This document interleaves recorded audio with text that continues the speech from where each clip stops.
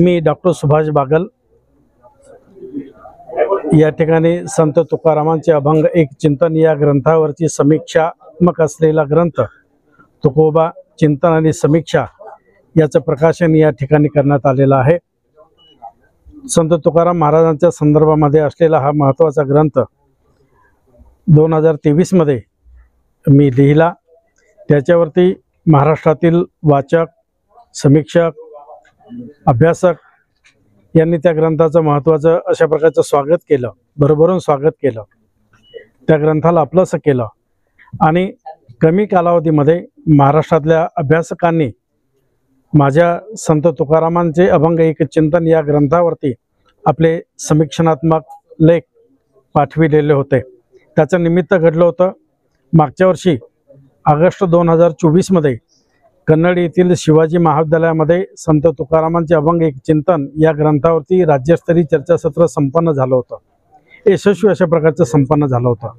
या चर्चासत्राच्या निमित्ताने जे काही मान्यवर निमंत्रित करण्यात आलेले होते त्यांनी त्या चर्चासत्राच्या निमित्ताने आपले लेख सोबत आणलेले होते, त्या ठिकाणी वाचन केलेलं होतं। कालांतराने महाराष्ट्रातले जे काही नामवंत अभ्यासक आहे त्यांनी त्या ग्रंथावरती आपले लेख पाठविले आणि त्याचा संपादित ग्रंथ तुकोबा चिंतन आणि समीक्षा या नावाने नुकताच प्रकाशित झालेला आहे। त्याचं प्रकाशन आज या ठिकाणी या एमजीएम विद्यापीठाच्या सभागृहामध्ये, आइन्स्टाईन सभागृहामध्ये संपन्न झालेलं आहे। या निमित्ताने संत तुकाराम महाराजांनी जे काही लेखन केलेलं आहे ते लेखन मी या ग्रंथ रूपाने मांडू शकलो। त्याची चर्चा महाराष्ट्रावर झाली, आताही होत आहे। याही ठिकाणी देवळा येथून आलेले डॉक्टर पगार सर यांनी अत्यंत महत्त्वाचं चिंतन तुकोबा चिंतन आणि समीक्षा या ग्रंथावरती केलेलं आहे, मांडलेलं आहे। या समारंभाचे अध्यक्ष या ठिकाणी होते डॉक्टर सतीश बडवे सर। ही दोनही विभूती महाराष्ट्रातले संत साहित्याचे महत्त्वाचे अभ्यासक म्हणून ओळखल्या जातात। यांची प्रतिक्रिया, यांचं या ग्रंथाच्या प्रकाशनाच्या निमित्ताने येणं ही निश्चितपणे आनंदाची अशा प्रकारची गोष्ट आहे। आणि म्हणून तुकाराम महाराजावरती प्रेम करणारी, माझ्यावरती प्रेम करणारी, आदरणीय या सर्व अभ्यासकावरती प्रेम करणारी जी काही मंडळी आहे ती मोठ्या संख्येने या समारंभासाठी उपस्थित झालेली होती। संत तुकाराम महाराजांना एक व्यक्ती म्हणून, एक संत म्हणून आणि एक कवी म्हणून त्यांच्या व्यक्तिमत्वामध्ये असलेले जे काही घटक आहेत ते वेगळ्या पद्धतीने मांडण्याचा मी प्रयत्न माझ्या ग्रंथामधून केलेला आहे। शिवाय तुकाराम महाराजांची जी काही भक्ती नाट्यात्मक अशा प्रकारचं लेखन आहे ते लेखन सुद्धा वैशिष्ट्यपूर्ण अशा प्रकारचं आहे। हेही माझ्या लक्षात आल्याच्या नंतर मी त्या ग्रंथामध्ये तशा प्रकारची मांडणी करण्याचा प्रयत्न केलेला आहे। जेव्हा आपण असं म्हणतो की तुकाराम महाराज हे जागतिक दर्जाचे कवी आहेत, तर मग ते म्हणत असताना त्याचे निकष काय आहेत, तर जगामध्ये अभ्यासकांनी त्याचे निकष यापूर्वीच जाहीर केलेले आहेत किंवा ते मांडणीत आलेले आहेत। ते निकष मी संत तुकाराम महाराजांच्या अभंगांना लावून संत तुकाराम महाराजांचे अभंग, त्यांचं लेखन, त्यांचं काव्य जागतिक लेवलचं कसं आहे या पद्धतीचं सुद्धा मांडणी माझ्या ग्रंथामध्ये करण्याचा प्रयत्न केलेला आहे। शिवाय तुकाराम महाराजांनी जे काही अभंग लिहिलेले आहेत, संतत्व म्हणून असलेले त्यांचे काही अभंग आहेत, ते अभंग अत्यंत मानवतावादी असलेले अभंग आहेत। म्हणजे संत तुकाराम महाराजांच्या एकूण लेखनाचा पाया हा मानवतावाद आहे। तशा प्रकारची चर्चा या ठिकाणी या प्रकाशनाच्या निमित्तानं झालेली आहे। तुकाराम महाराजांचा कुठलाही अभंग घेतला त्यांच्या गाथेमधला तर तो सामाजिक जाणीवेच्या अंगाने येताना दिसतो आहे। त्याचं कारण असं आहे की समाजाप्रती असलेली त्यांची तळमळ, त्यांची कळकळ ही स्पष्टपणाने त्यांच्या अभंगाच्या मधून, त्यांच्या काव्यलेखनाच्या मधून आपल्याला पाहायला मिळते आहे। आणि ही जी जाणीव आहे ही जाणीवच वाचकाला आकर्षित करते। मला सुद्धा संत तुकाराम महाराजांच्या या काव्याने आकर्षित केलं। गेल्या 6 वर्षापासनं, नवे 7-8 वर्षापासनं मी तुकाराम महाराजांच्या अभंगासंबंधीचा अभ्यास करत होतो, आजही तो करतो आहे। आणि तो अभ्यास मला या ग्रंथरूपाने संत तुकारामांचे अभंग एक चिंतन या ग्रंथारूपाने मांडता आला। पुढे या ग्रंथावरती तुकोबा चिंतन आणि समीक्षा हा ग्रंथ सुद्धा नावारूपाला आला।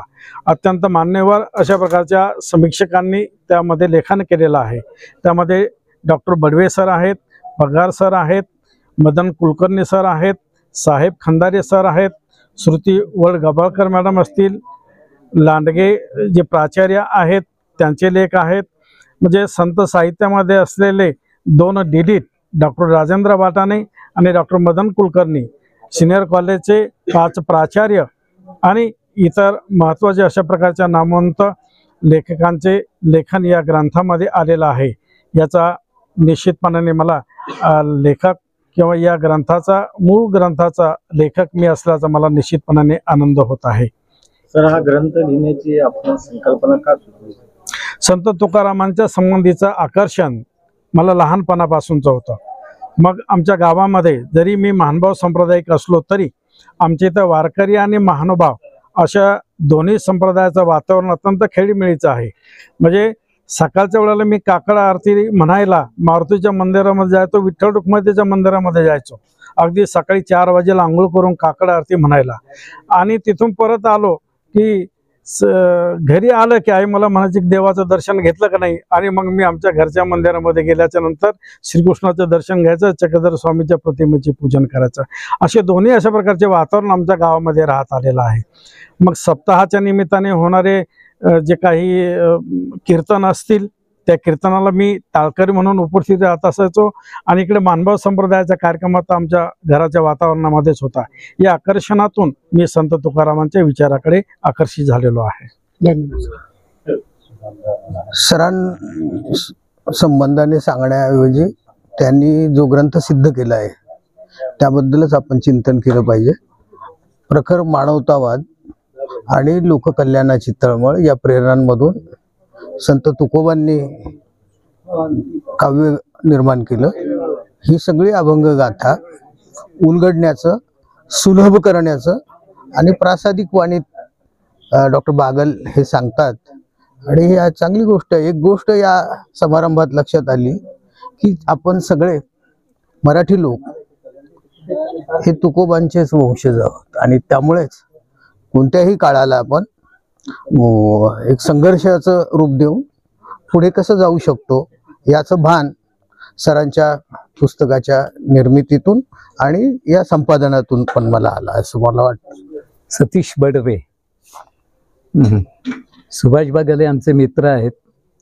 महानुभाव आणि वारकरी या दोन्ही संप्रदायाशी ते संबंधित आहेत, आणि दोन्हीच्या संदर्भात, दोन्ही या संप्रदायांच्या संदर्भामध्ये त्यांनी लेखन केलेलं आहे।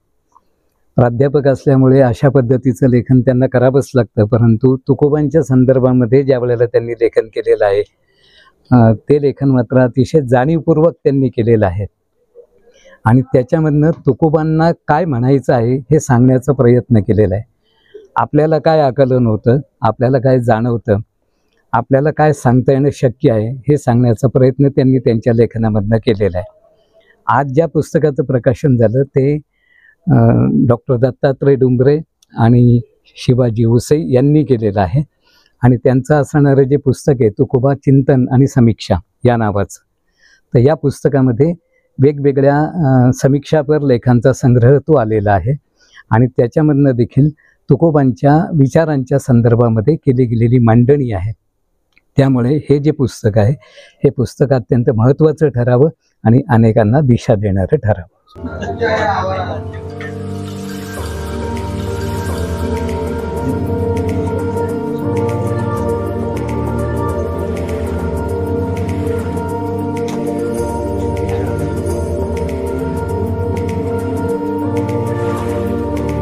Subscribe now and press the bell icon.